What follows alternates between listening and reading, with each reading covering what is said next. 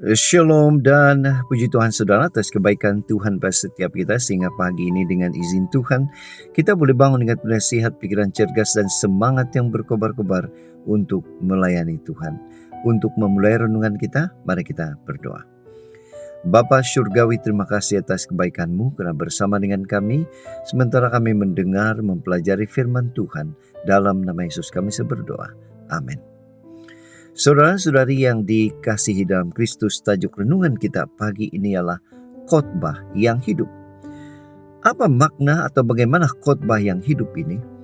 Firman Tuhan dalam Ayub 42 ayat 5 mengatakan, "Hanya dari kata orang saja aku mendengar tentang engkau, tetapi sekarang mataku sendiri memandang engkau."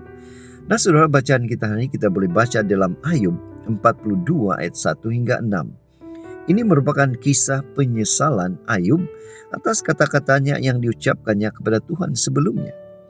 Sebuah ilustrasi.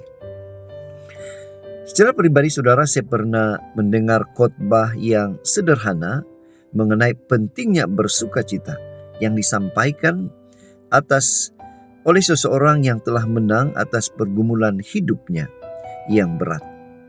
Bertahun-tahun lamanya dia bergumul untuk mampu menjaga agar sukacita tetap ada dalam dirinya setelah tragedi luar biasa yang menimpanya. Apa yang menarik daripada khotbah yang sederhana itu, saya terkejut karena saya merasa ada sesuatu tenaga daripada khotbah itu. Sekalipun isi khotbahnya itu tidak membahas sesuatu yang baru, tidak memerlukan waktu yang lama saya mengerti sebab mengapa khotbah itu terasa berbeza. Ianya karena khotbah itu hidup. Dia hidupkan khotbah itu dalam kehidupan diri sendiri. Saudara, kembali kepada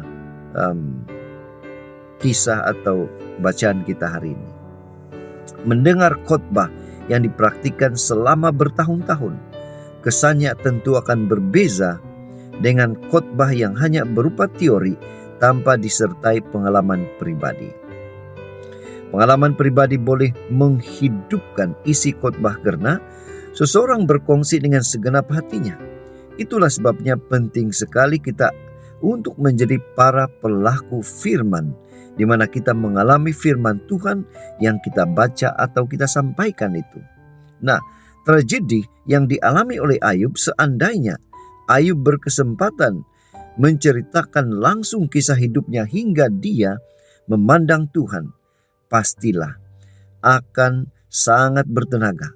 Bahkan boleh dipakai Tuhan untuk mengubah hati para pendengarnya. Mengapa? Karena Ayub menghidupkan pesanannya, bukan hanya teori semata-mata. Saudara, apa yang menjadi aplikasi dalam kehidupan kita? Penting sekali kita menyampaikan khotbah yang kita hidupkan atau praktikan sendiri. Itu makanya saudara, mari kita sokong dengan doa para pemberita firman Tuhan. Berdoalah supaya mereka bukan hanya boleh berkhotbah dengan baik, tapi juga menghidupkan apa yang mereka sampaikan dan ajarkan. Berdoalah supaya Roh Kudus bekerja, supaya melalui pemberitaan itu banyak hati diubahkan oleh kuasa Tuhan. Itu sebabnya saudara, pada pagi ini mari kita ingatkan diri kita bahwa khotbah yang hidup ialah khotbah yang dipraktikkan sendiri oleh penyampai, sehingga ianya akan menimbulkan keinginan dalam diri pendengarnya untuk mengalami kebenaran firman Tuhan itu sendiri. Inilah doa dan harapan kita saudara. Mari kita bersyukur kepada Tuhan karena Dia memberikan kita kekuatan, kemampuan untuk menghidupkan khotbah yang kita sampaikan sendiri. Mari saudara, kita tetap setia, tetap semangat, tetap positif, dan tetap sehat sampai Maranatha. Tuhan memberkati kita. Mari kita berdoa.